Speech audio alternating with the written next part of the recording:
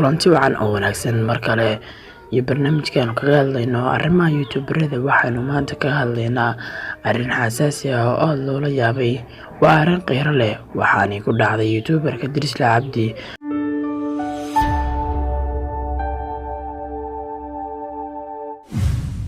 oo aabihiis muddo ka maqnaa maantana uu faraxsan yahay annana waan faraxsanahay haddaba aynu eegna sida uu aabihiis u waayay kalena waxaan maqlay Soomaalidu like kuma saarta ma garanaysaa fiidiyogan like saara waxaan rabaa inaad fiidiyogan like saartiin inay lacag laga ma qaadaye like iska saar ha adaan kula hadlaya adiga nimikay daawanaya inaan waalad muusa laakiin ma wali qoyskooda muxuu ahaa sabool mise qani isagu ma single ba mise waa xaas leh waa sidee dabeecadihiisu muxuu dadka Soomaalida dheer yahay waqtigu dhashay halkuu ku dhashay hooyadii magaceed cuntada ayuu jecel yahay YouTube lacag intee lag ayuu ka qaataa haddaba iyadoo faahfaahsan waatan ee nala daawo inteenan u guda gelin fadlan waxaan si xushmad leh kaaga codsan kanaalka subscribe dhahdo isla markaana calaamada gambarka furato si aad u noqoto daawada ugu horeeya ee daawada muuqaaladeena aan halkaas soo gelino magaciisa saxda ah waa Cabdirasaaq naanistiisa waa Dirisla Cabdi waxaa uu dhashay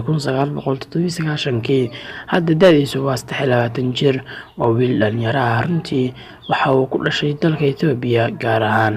Jigjiga oo ah dhulkiisa hooyo halkaas ayuu wax ku soo bartay sanado markay ahayd 2009 ayaa uu soo dhoofay dalka Austria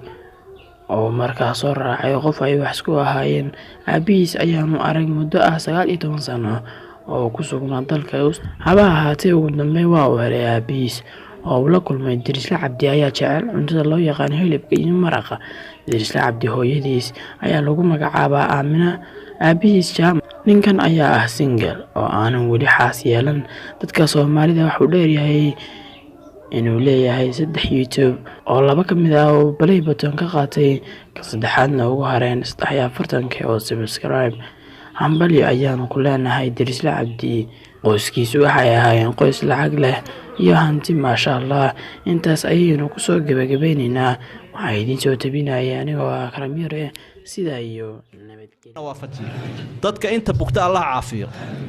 cudurka caafimaad Allah ugu bedelo cudurka caafimaad Allah ugu bedelo inta muraadkoodan macsiyahayn Allah siiyo muraadkoodan macsiyahayn Allah siiyo qof walo inaga midiba ujeedu leeyahay waxbuu ka fikiraya waxbuu danaynaya wixiisa oo diinta khilaafsaneen Allah siiyo dalka dunyada dadka diinta waxaynu haynaba Allah inoo barakeeyo waxaynu hayna Allah inoo barakeeyo balaayadana Allah in hareer mariyo muslimka dhiban ee walaalaheena caalamka ku nool dhibka Allah ka dulqaado